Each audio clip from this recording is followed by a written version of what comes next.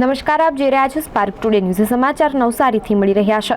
જલાલપુરના તળાવમાં મગર દેખાતા ગ્રામજનોમાં ભય ફેલાયો હતો. મગોબ ભાઠા ગામમાં આવેલ તળાવમાં મગર દેખાયો હતો.